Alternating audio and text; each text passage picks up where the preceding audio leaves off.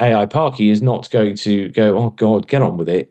Fine. I don't want to talk about this element of your life. I want to talk about the things that, that I want to talk about. I'm going to get you back on track. So that doesn't happen. But what does happen is that, let's use Jill Scott as an example. Jill Scott started talking about the fact that she writes poetry.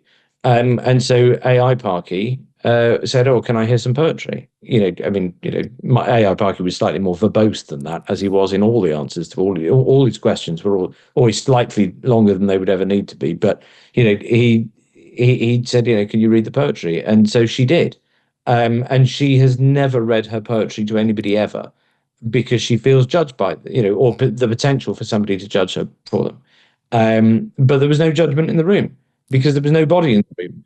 So she read her poetry. Steven Moffat, Doctor Who writer, he started talking about childhood bullying, and how that changed who he was growing up and why he became a writer. He doesn't talk about that. No human is ever interested in that, so he says, because they always want to move it back to Doctor Who or whatever. AI Parky wanted to understand the human context of being bullied.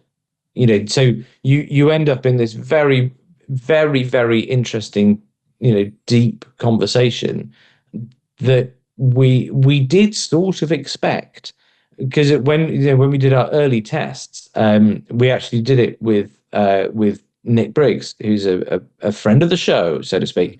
Nick Briggs is the voice of the Daleks, among many other things. And in fact, actually, at the podcast show, Lev, it was Nick Briggs who we brought on stage with us then as well. Again, useful guy to have.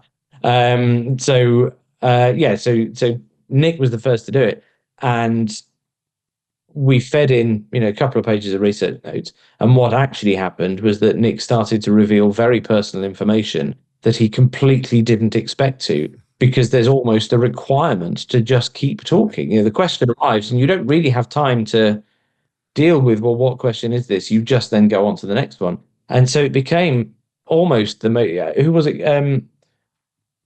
Chris McCausland, when we interviewed him, said it was the most personal podcast or personal interview he'd ever given. Joe Tracy said it was the only ever podcast he would ever listen back to. Because he was just so intrigued by it all and what he talked about. He ended up talking about pantomime and the relationship, and a meeting he had with an old woman at stage door that really affected him, or really touched him, not affected per se. And he said, "I never expected to be talking about that. I expected us to be talking about this."